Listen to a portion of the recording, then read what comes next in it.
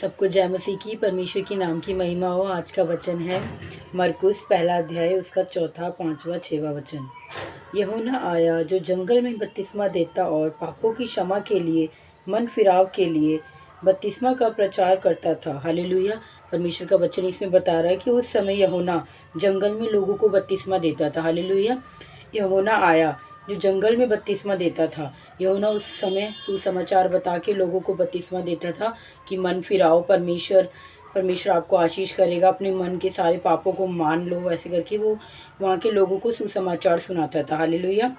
तो यूहन्ना आया जो जंगल में बपतिस्मा देता था और पापों की क्षमा के लिए, मन फिराव के लिए बपतिस्मा का प्रचार करता था। हालेलुया। उस समय यूहन्ना लोगों को बपतिस्मा के सुसमाचार के बारे में बताता था।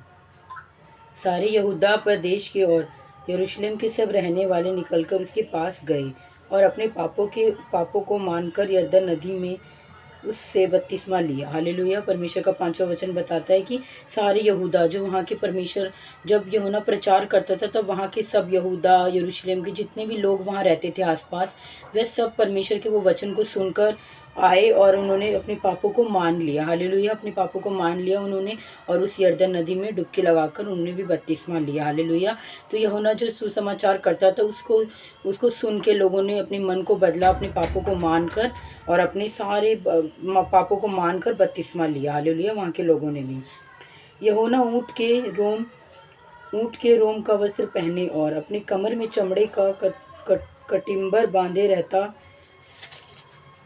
तथा टिड्डियाँ और वन मधु खाया करता था। हालेलुया। परमेश्वर का वचन बता रहा है कि उस समय जो यूहन्ना था वह ऊँट के रोम का वस्त्र पहनता था और अपनी कमर में एक कटुम्बर बांधता था और टिड्डियाँ खाता और वन वधु पिया करता था। हालेलुया। तो परमेश्वर का ये वचन जो 4 है उसको लूका में भी बता रखा है। लूका 3 वचन में बता रखा है कि यूहन्ना कैसे उस समय प्रचार करता था और अपने वहाँ के लोगों को बपतिस्मा देता था और मन फिराव के लिए वचन बताता था। हालेलुया। और परमेश्वर का जो 6 वचन बता रहा है वह दूसरे राजाओं 1:8 में भी दे रखा है कि वहाँ के बारे में बता रखा है कि कैसे किया करता था। उन्होंने उसको उत्तर दिया, वह तो रोआर मनुष्य था और अपनी कमर में चमड़े का फेटा बांधे हुए था। उसने कहा, वह तीशबी एलिया होगा। हालेलुया। परमेश्वर का वचन यहाँ दूसरे राजाओं 1:8 में बता रहा है कि वह कैसे अपने कमर में एक फेटा बांध के रहता था। हालेलुया। ऊँट के रोम के वस्त्र पहनता था, अपनी कमर में एक फेटा बांधता था। हालेलुया।